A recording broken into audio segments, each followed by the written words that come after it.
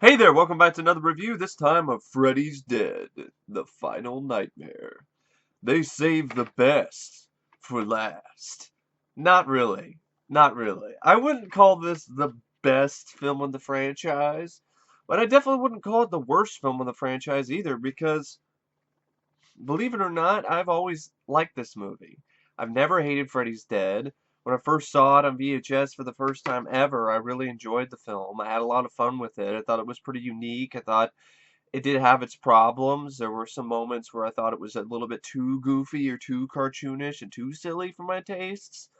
And um, and I thought when I first saw it, I didn't see it in 3D, so I thought some of the 3D stuff near the end was a bit, kind of lame because you're watching it in 2D. You're not watching it in 3D the way it's supposed to be seen in the first place. So no wonder you're noticing more things. They're like, oh, it's so obviously 3D. Like, could they have just not done it in 3D? And part of me's like, yeah, could they have just not done it in 3D? Because I heard the only reason why they did 3D is because Robert Shea, the producer, was thinking about what, what gimmick have we not done yet with Nightmare on Elm Street? And what else can we do with Nightmare on Elm Street? And it was like, oh, 3D. And I'm like, really? 3D? Like, Freddy's Dead was the last 3D movie until, like, a lot of the new stuff, like Beowulf and things like that. So I'm like, huh, what? That's really interesting. Really interesting that they decided to go the 3D route.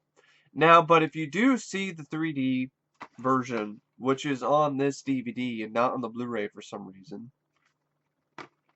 depends on, how your TV is or how good your quality or, and so forth and so on.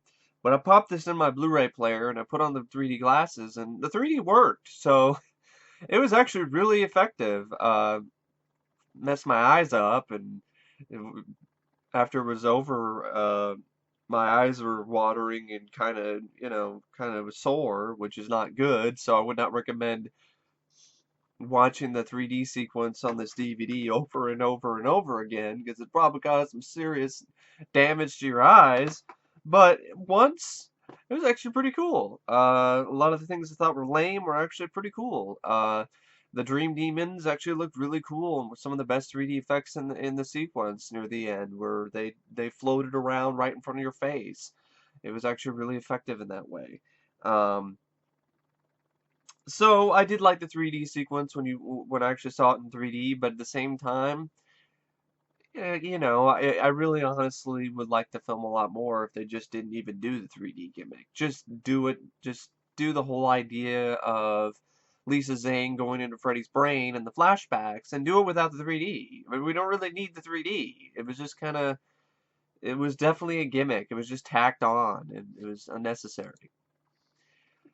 But Freddy's Dead is a film directed by Rachel Talalay, who was a producer for a lot of the Nightmare on Elm Street films, and she wanted to direct a Nightmare on Elm Street film, and so she just ended up using her pull as a producer to direct this movie. This is her directorial debut, and I have to say it was actually a pretty solid directorial debut, all things considered. I mean, she definitely does know how to shoot visuals, she knows how to set up her shots, and she created a film that I thought out of the franchise looked honestly one of the much. It was a return to the realm of Rennie Harlan, where you had a director who really knew how to set up their visuals. It was a very visual director, and that was a nice departure.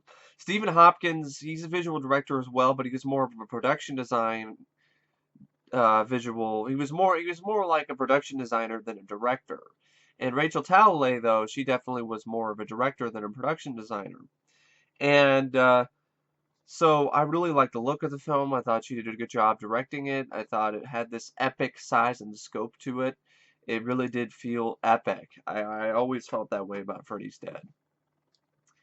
And it's written by Michael DeLuca, based on a story by Rachel Talalay. And it stars, of course, Robert Englund as Freddy Krueger. And I really like Robert in this. This is one of the main reasons why I like this film and why I find it so enjoyable is because Robert's having a blast. You can tell that Robert is having fun with the role of Freddy again. It's not something that feels like a chore like it felt like it was in part 5. You really feel like he's back to his old self. and it's infectious. I can't help but really enjoy the film and have fun with the movie when Freddy's on the screen because Robert's having such a good time playing the character. Um, Lisa Zane plays pretty much spoilers. She plays Freddy's daughter, uh, Catherine Krueger, or Maggie. She doesn't really know she's his daughter until later into the film, and she does a great job. I thought she was excellent in this. I thought she did a great job acting before, and was a cool character. I thought it was really interesting to see Krueger's daughter, and I thought Lisa Zane was one of the better heroines out of the entire franchise. I think she's actually one of the most underrated. I think she did a really great job here, and she was a really nice addition to the franchise for me. Shon Greenblat plays John Doe. Lezlie Deane plays Tracy. I really liked her. I thought she was a really likable character. She was this character that was kind of a tough chick. She was a tough chick, and she was yeah. So in a way, she was kind of like she reminded me of Lisa Wilcox after she gets the powers of all of her friends, but but not really at the same time. But she had the same fire and the same chutzpah, so to speak. She had the same guts and determination. And I like the fact that she actually lived in the movie too. Yeah, Breckin Myer plays Spencer. Ricky Dean Logan plays Carlos. Yaphet Kotto was another great addition to the franchise as Doc. And you have a few cameos. Johnny Depp has a cameo as the guy on TV. His name is Oprah Noodle Mantra.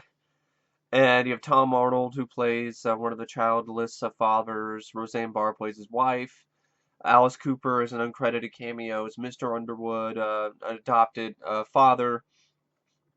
Pretty much, I think he was a foster father or an adopted, uh, not really adopted father, but it was like a step. Really, yeah, I guess it is an adopted father, because it seems like Freddy was adopted and he was in foster care, and he was being raised by Alice Cooper. He's the one that's whipping him with the belt. And then you also have Tobe Sexton, who plays teenage Freddy Krueger, and I thought he actually did a really good job with the performance. And so, really solid cast all the way around for the most part. From the teens to the adults to of course Robert Englund, and yeah, it was a good cast. Features a score by Brian May. I think Brian May does a good job with the score. Brian May, you might know, he worked on the Mad Max films, so it's nice to see him give his take on A Nightmare on Elm Street. Um, Cinematography is by Declan Quinn, and I thought he did a good job with the cinematography. The film looks really nice. There's some really great shots in the film. And edited by Janice Hampton, who I thought she did a really solid job at editing the film.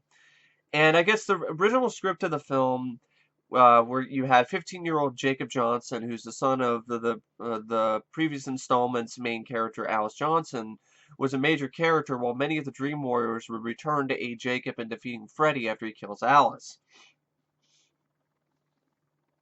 And this idea was later trashed and rewritten into the final script. Peter Jackson also wrote a screenplay, but it was not used.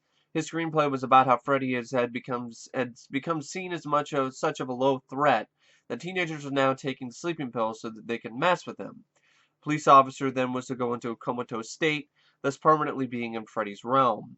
Jackson's script was said to be called The Nightmare on Elm Street: The Dream Lover, and the supposed concept was that Freddy had become so weak in the dream world that teens made a game out of going into the dream world and beating up Freddy. But when Freddy gains enough power to take a boy's father hostage in the dream world, the boy must go there one last time to save his dad. In the final draft of the film, Alice and Jacob are seen briefly moving away from Springwood during a montage at the end of the film. Well, there's some interesting concepts there, but I don't know. I mean, the whole idea of just the concept of, oh, the kid has to go in and save his dad from Freddy. I don't really like that. That's really kind of taking the franchise to a direction I don't want the franchise to go. But I do like the idea of Freddy's lost so much power that people are just taking sleeping pills to mess with him and beat him up in the dream world. And that would actually be expanded upon a little bit in Freddy vs. Jason. So this wasn't an idea that was completely thrown away. It was reused later in the franchise. But I like what Freddy's Dead did with the plot. I think it actually did a good job ending the original run of the series of films. Because if you think about it, Freddy's Dead actually is the final nightmare when it comes to the final uh, film out of the first batch of the franchise. I mean, it's really the first, it's the last film when it comes to the Nightmare on Elm Street, the core of the Nightmare on Elm Street franchise. It's the last one out of the main series because Wes Craven's New Nightmare is its own film. It's a spin-off. It's not a part of the same universe. Freddy vs. Jason is kind of, but at the same time not, because it's also more of a homage to the other series. It's also its own film, I would say, as well, because of the addition of Jason Voorhees.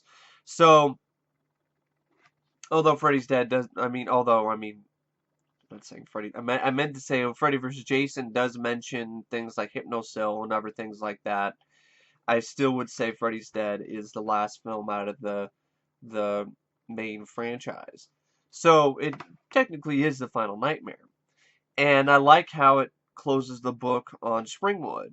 And I like how it explains how Freddy, his whole goal, the whole reason why he was killing all these kids in their dreams was to get revenge over losing his kid, and because of that, he was going to take all of Springwood's kids away from them, away from their parents. So he's going to kill all the kids in Springwood.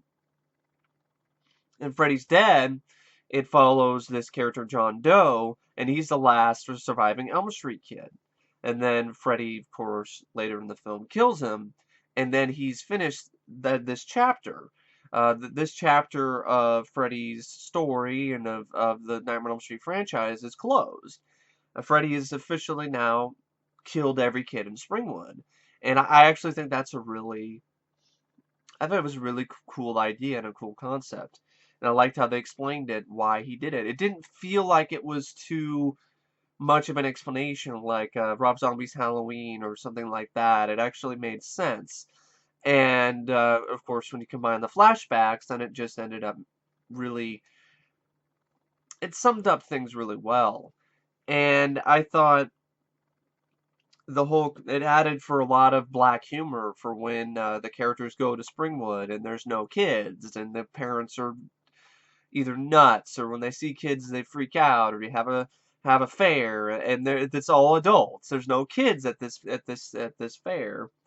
And of course you have the teacher who's completely lost his mind and he's just teaching to imaginary students, and he's teaching them about Freddy. You have the foster home, the not really foster home, the orphanage, the woman who runs the orphanage, who is completely batshit crazy and is just interacting to kids that don't even exist. So I thought that was actually really a nice thing to see. I mean, the whole idea of Springwood becoming a ghost town, I thought was really, with no kids and just a bunch of only parents living there, I thought was a good touch because it showed that Freddy had won. It was the first time where you're like, wow, like it was really, really dire now. Like Freddy had really, this wasn't, this wasn't a case where Freddy lost and then people were saved. Springwood was screwed, and I thought that was an interesting take. And then, of course, Freddy, he wanted to find his daughter so then he could use her to have a whole new smorgasbord of teens and a whole new town to kill.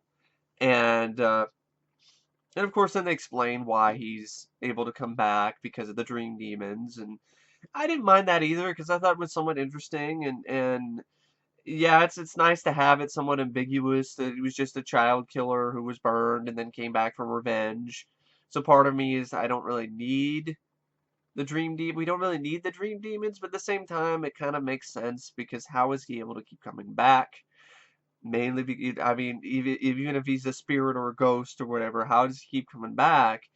And that makes sense that these dream demons gave him this power.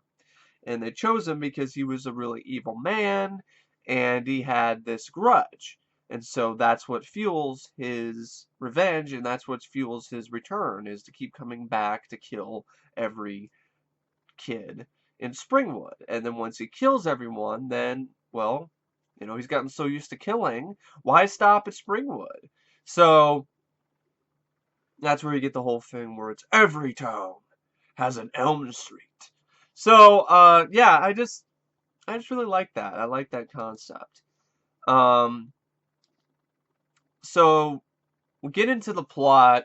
The film is set 10 years from the present and from the fifth film. It is 1999, and Freddy Krueger has managed to kill every child in Springwood, Ohio, though it is hinted that one child survived, which is John Doe, played by Shon Greenblat. Well, I thought they did a solid job as well, performance-wise. And you have this teenager who's hoping to escape Springwood by a plane, John Doe, suddenly ejected from it and awakens in a house across 1428 Elm Street. I like the whole scene with the plane. I thought that was really well done and really well set up and well edited. And the effects were pretty good. And so he wakes up in the house, and he tries to make it to the border on foot. Freddy then uses the blunt force of a bus to send the teacher flying through the barrier. Teenager, not teacher. So the teenager flying through the barrier between Springwood and reality, causing him to strike his head on a rock. Now, before that, though, you have a really cringe-inducing sequence where he's in this house, and it's falling out of the sky, and then Freddy shows up, and says a really lame one-liner where he makes a Wizard of Oz reference, where he's riding on a broom like he's the Wicked Witch of the West, and he's like, "I'll get you, my pretty, and your little soul too." Ah, ah, ah, ah, ah. I was like, that's just terrible. That's really bad. That's one problem I have with the film, is there are a lot of lame lines that Freddy says. Like, some of the lamest lines in the entire franchise are from this movie. There are some good ones, though, but I would say Nightmare 5 has even lamer because there really isn't any that are really that great. Here, there's at least a handful that are I do enjoy, like, "Nice hearing from you, Carlos." And, of course, the whole scene where he's, like, talking about how many times they try to kill him. Now, and then I always like this one where after he kills John Doe, he's like, "You forgot where you came from, kid. I know where you're going." So there were some lines that I thought worked. The Wicked Witch of the West line did not work at all. That was just face palm bad. It was really awful. And then he strikes his head on a rock, and then Freddy tells him to be a good little doggy and go fetch. The teen, John Doe, awakens with amnesia, wanders into the city with nothing but caffeine pills and a newspaper article of a woman named Loretta Kruger, looking for any clues as to who he is. Police mistake him for a runaway junkie and deliver him to a youth shelter for troubled teens. At the shelter, he meets Maggie Burrows, played by Lisa Zane, who examines him, and Doc, played by Yaphet Kotto, a resident psychologist, who also tells Maggie to face her own problems with a recurring dream, which is somehow linked to an article that John brought in. Maggie's other charges are Carlos, who was physically abused by his mother, ending up with a hearing impairment, Spencer, a drug addict from a privileged family who rebelled against the controlling nature of his abusive father, and he's also addicted to video games. He's playing a Tiger electronic game when you first see him. Tracy, a girl who was sexually abused by her father, and Maggie takes the shelter van, which is the van they use to drive around, to go to Springwood when a nightmare warns John to go back. He forces her to stop abruptly, revealing that Carlos, Spencer, and Tracy are hiding in the back of the van. So that's when they get to Springwood. They discover the town's adult population has gone insane, and that there are no kids. Maggie orders the three teens to return to the shelter while she and John investigate, but soon they become lost in a loop by some unseen force preventing them from leaving the town. At the school, they find the origin of the article and learn that Freddy is a child who was taken away after Freddy's murder trial. At the local town orphanage, the matron recognizes John and Maggie, and John suspects that he is Freddy's child. Maggie doubts his suspicions as she recognized her as well. The teens then enter an abandoned neighborhood after giving up trying to leave town and enter a house that reveals itself to be 1428 Elm Street. Carlos goes upstairs for some sleep, finds himself trapped in his old neighborhood where he's attacked by Freddy, disguised as his mother, and has his hearing aid removed. I like this dream sequence. It goes on a bit too long though, but I do like the sequence. I like, it has its fair share of cringe-inducing moments, especially the one where Freddy shoves, the Q-tips super far into his ears. Like I was like, ugh. And then, of course, what he does is he changes his hearing aid. He changes it to something else. He changes his hearing aid that becomes a creature that amplifies all sound. Freddy uses his claws on the chalkboard. And, of course, before he even does a hearing aid, Freddy has fun where I crack up at the scene. I really like the scene.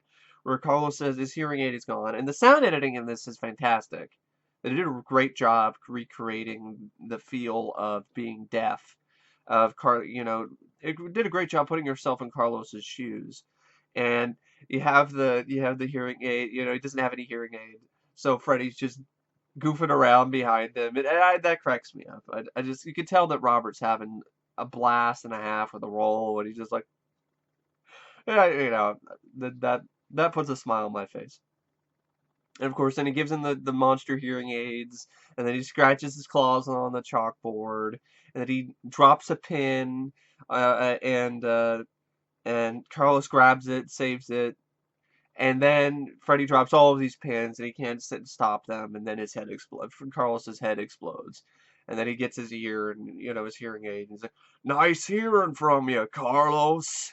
So it's a bit long, but I like it though.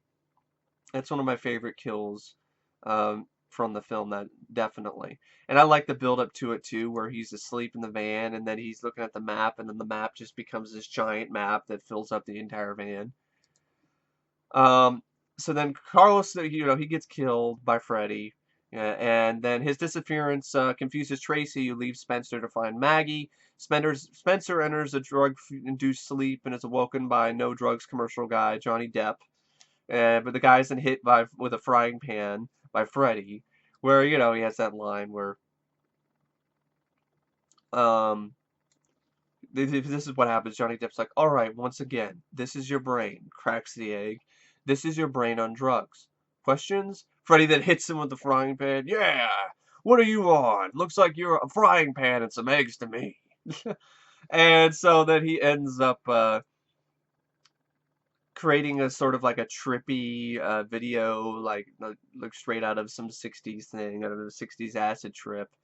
And then Freddy's, want to trip out, talking to Spencer, and then you have In-A-Gadda-Da-Vida playing, and then he ends up sucking Spencer into the TV, and then pretty much turns Spencer into a video game, and he's playing Spencer, so Freddy's playing the enemies, and Spencer is playing himself in this video game world, and the graphics are really bad. So when Freddy says, like, "Wow, great graphics," I'm like, really? Not really? Those are terrible graphics. Those are like Action 52 bad graphics. What are you talking about, great graphics?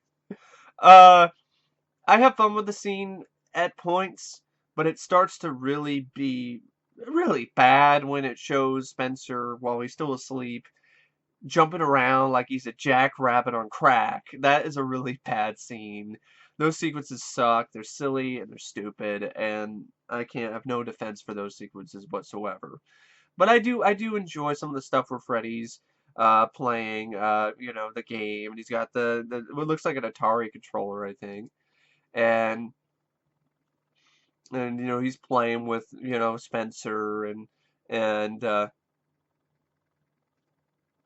I do I have fun with that. But it's not really the greatest thing ever, but it's fun because of the fact that Robert's having so much fun with the role. And so yeah. So Spencer gets killed by Freddy, who puts him in a video game nightmare where his dad and Freddy are the antagonists. Spencer bounces around the house and runs through the walls like a jackrabbit on crack, which is fucking stupid. John then forces Tracy to knock him out to enter his dream. She then falls through meditation, but they're too late, and Spencer is thrown into a deadly pit before they and Maggie can stop him. Unable to revive John, Maggie and Tracy then take the van with him in tow. Freddy manages to kill John by dropping him on a bed of spikes. So we have the scene where Freddy, John falls out of the plane. He gets a parachute. Freddy's floating around the parachute. I like that shot where he's floating around inside the parachute. And then John is talking about, like, but you're my father, Then Freddy's like, whoa, what? You think I'm your daddy? Nope.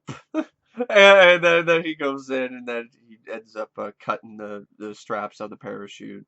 It's like, grounded, and then he falls on the spikes. I like the scene where I like when he falls on the spikes. That's a good kill, but I mean, grounded. It's kind of lame. But yeah, I mean, there's a lot of that in this movie. Some lame one-liners. But I do like the way that he dies, and then he dies in Maggie's arms, and he's got these giant bleeding holes in his chest, and he's dying. He tells Maggie that Freddy's child is not a boy.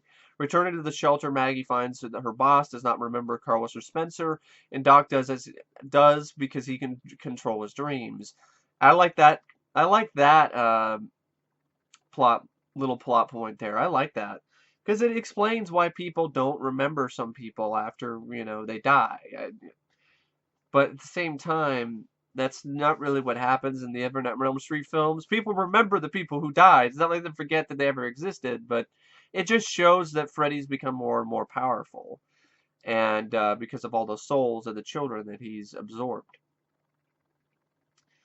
And so it shows the extent of Freddy's powers. She then, what happens is people are forgetting about these people. Maggie confirms her suspicions that she was adopted, but her mother does not know anything about her parents. She confronts Freddy in her dreams, who confirms that she is his daughter. And he used to take him to a new town to kill children. His first target is because that's what he did. He used her to take him to a new town to kill children because that's what he wants, so he can kill the people in the shelter and then go from there. And then he travels through her.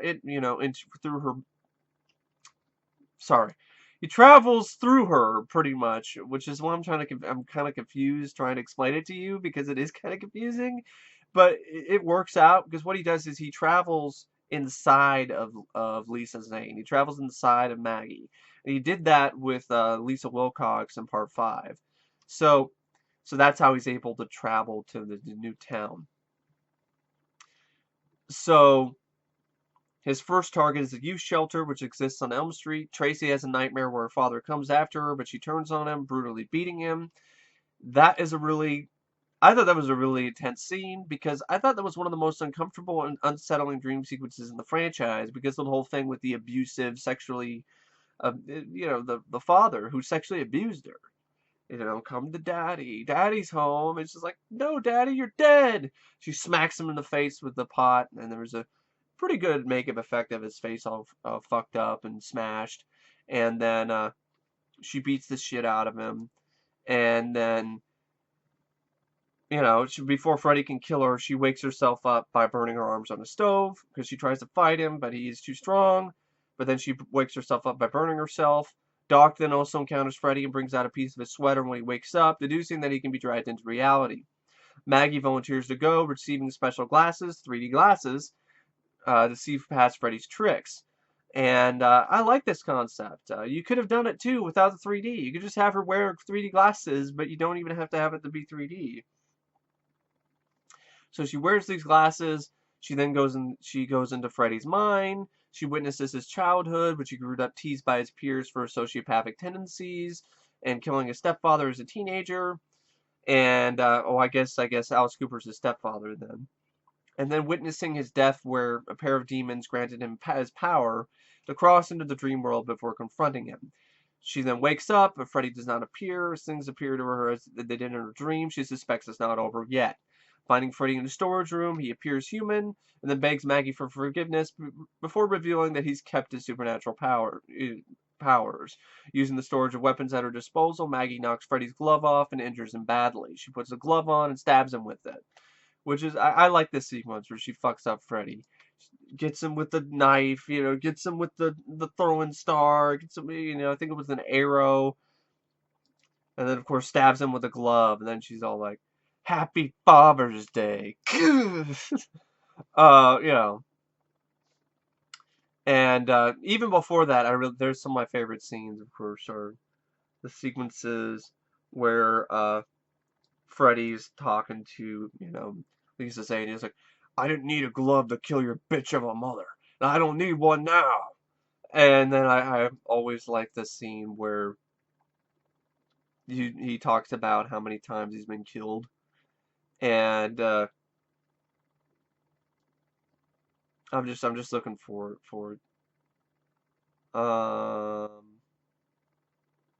just to make sure I got it. This one where he's like, sticks and stones may break my bones, but nothing will ever kill me. Well, let's see now. First, they tried burning me. He slices off his thumb. Then, they tried burying. Slices off his index finger. But this is my favorite. He gives the finger gesture. He flips it off. He gives a finger gesture. He's like, they even tried holy water. And then he slices off his middle finger and then drops his hand out of the frame and then holds it up again with all the fingers intact. But I just keep on ticking because they promised me that. They, the dream people, the ones that gave me this job. In dreams, I am forever. Too bad you're not. Because that's what happened when that was in Doc's dream. But I always liked that scene. And it was kind of a callback to the first film, in the scene where, just see, Tina just sees Freddy randomly just chop off his fingers, And I think it was Tina, or it could have been Tina. It's either Tina or Nancy. And one of their dream sequences of Freddy just chopping off fingers out randomly. So it was a nice throwback and a callback to that. And she says Happy Father's Day. She stabs Freddy with his own claw, kisses his cheek. She stabs a pipe bomb in him, and then she and her friends escape. Freddy explodes. And before he explodes, he breaks the fourth wall and then says, "Kids," and then blows up. And then as he blows up, the three dream demons laugh happily and then fly away. And then Maggie's dream glasses reappear, and she probably proclaims, Freddy's dead. And then that's the end of the movie. And then you get the end credits, which I really like, because you have this montage of sequences from the other films in the franchise with Iggy Pop song in the background, which was, I think it was called Why Was I Born? Freddy's Dead. And it was nominated, that song was nominated for a worst original song for some reason, which I think is absolute bullshit. But yeah, I like that song. And that song, it definitely does solidify my feelings that Freddy's Dead was just one giant troll job by New Line. Because listen to the song lyrics, and it's like, do you really think Freddy's dead? It's like, do you really think he's dead? Yeah. I don't think they really. It's just like the final chapter, Friday the 13th, the final chapter. Yeah, or Jason Goes to Hell. It's not over yet. Freddy would come back. He's too popular of a character for him to just be dead after this movie. But I just felt like that song and the way that the end credits are set up, where you see Freddy just smiling at the camera with rest in peace. I'm like, this is a total joke. This is a total troll job by New Line. It was like, Freddy's not dead. You really think Freddy's dead? But yeah, I have fun with this movie. I really don't know what else to say. I mean, there might have been some other one-liners and some scenes I didn't mention, but I didn't want to talk about everything. Um, I think it's underrated in a lot of ways. I don't think it's as bad as a lot of critics make it out to be. It gets, what, an 18% or something? Like, Rotten Tomatoes is like a really low score. It gets a 21%. I think that's honestly too low. I think there's a lot of things that this film has going for it. It's entertaining, it's fast-paced, it's fun. That's something that Part 5 was not. Part 5 was too serious and too boring for my tastes.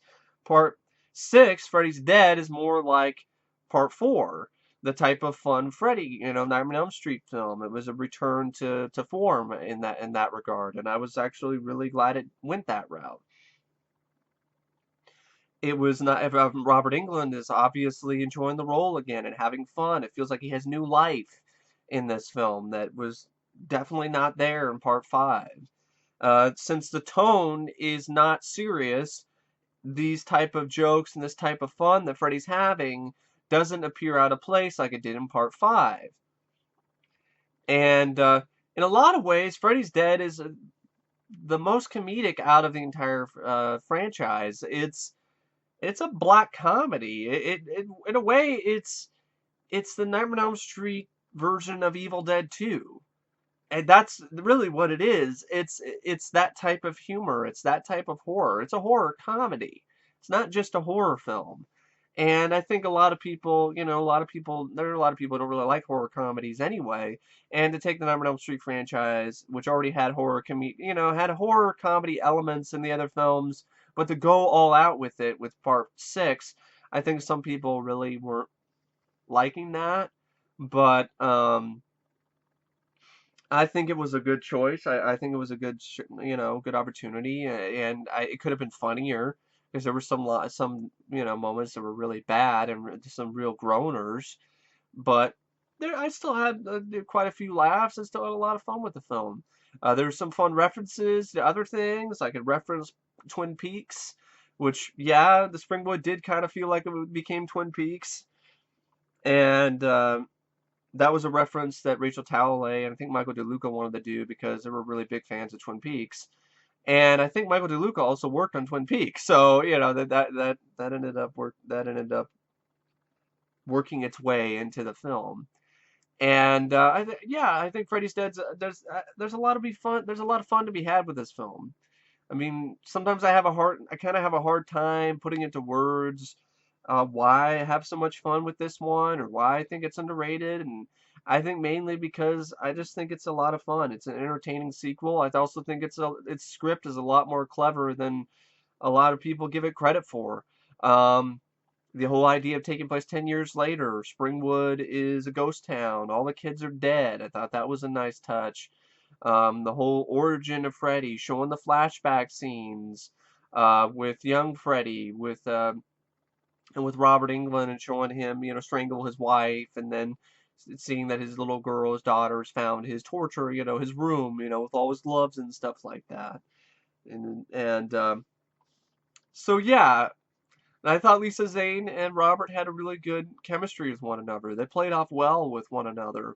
And in some ways, if you look at Lisa Zane's facial features, it does look like she might be related to Robert Englund. There's a little bit of a similarity there, and I don't know if that went into the casting or not, but they did look somewhat similar in their in their facial structure.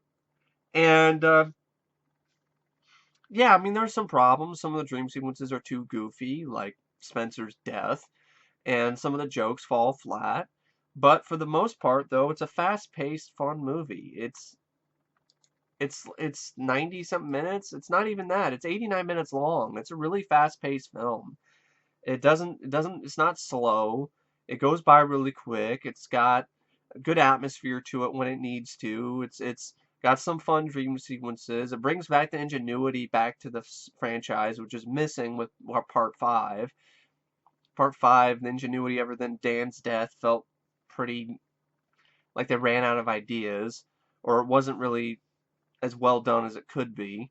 And more likable characters here than there were in part five, and a good soundtrack.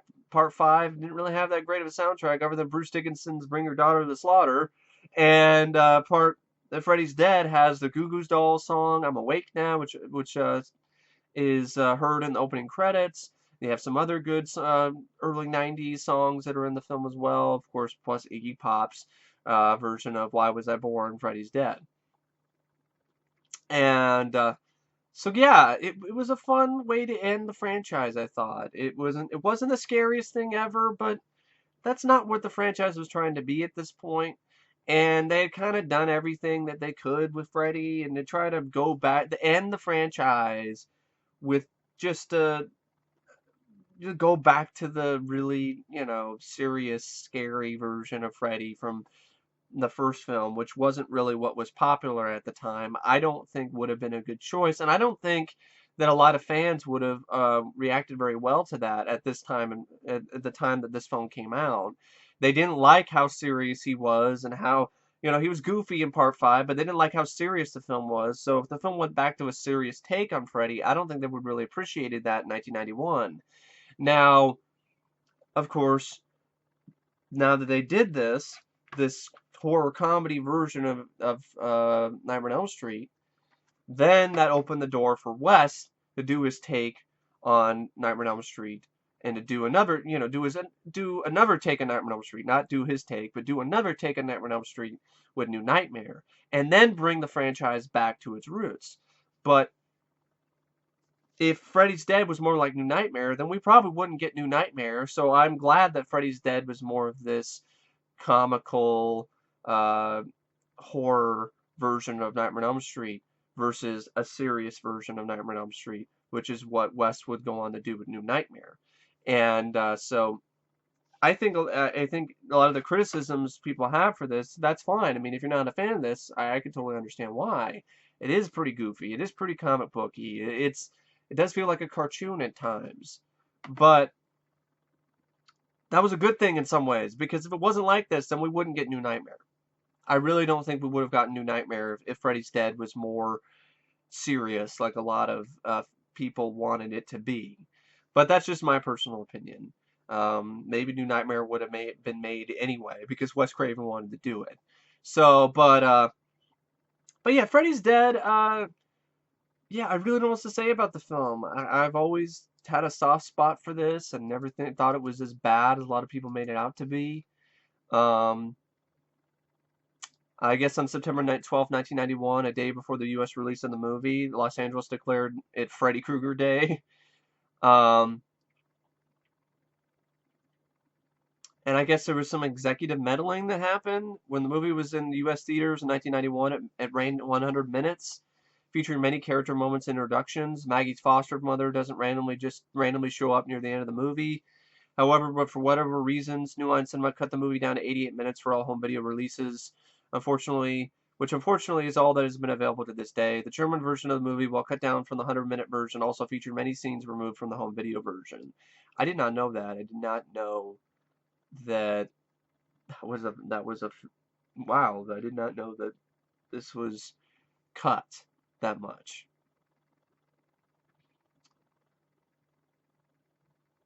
The film was, of course, in 3D. So, saw a lot of it in 3D. When people saw it in the theater, it was supposed to see in 3D. Um,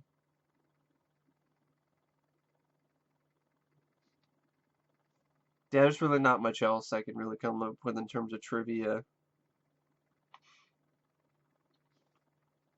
The movie was like the fourth highest grossing film in the series. It was a budget of $11 million. It made $34.8 million in the U.S. So it was a decent hit. Robert Shea was talking about in the interviews on the features on the Blu-ray, which were on the Nightmare Encyclopedia. He was talking about how, oh, it wasn't that successful. It's one of the least successful of the franchise. I'm like, actually, no. It was the fourth highest grossing film of the franchise. So it really isn't one of the least successful of the franchise. But yeah, maybe critically, but not necessarily financially. But anyway, I really don't know what to say about Freddy's Dead. I've gone on long enough, but except rated out of 5 stars, I'm gonna give it 4 out of 5 because I really like the movie. I find it enjoyable. I find it to be a fun time. I think it's got some likable characters in it. I like Lisa Zane. I like Yaphet Kotto. I like some of the dream sequences. Some of them I like parts of, but not all of it, like Spencer's death. I really love Robert in this. He's having a blast and having a lot of fun with the role, and it's just infectious to me, and I can't help but really enjoy the film because of Robert Englund's screen presence in this movie. And yeah, I like the concept, and yeah, I like the movie. I always have. I think it's not perfect. There are some jokes that don't work, and there are some dream sequences going too long or too goofy.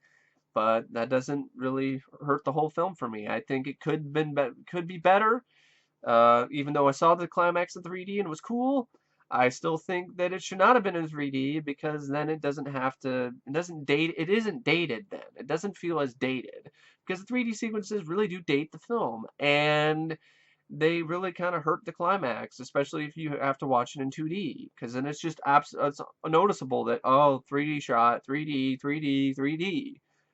We didn't need 3D. People would have went and saw the last Nightmare on Elm Street film, supposedly, the Freddy's Dead anyway, without the 3D. The film was going to be a hit regardless. It didn't need the 3D. But, yeah. Anyway, I really don't know what to say, except thank you for watching my review, and I will see you guys later. See ya.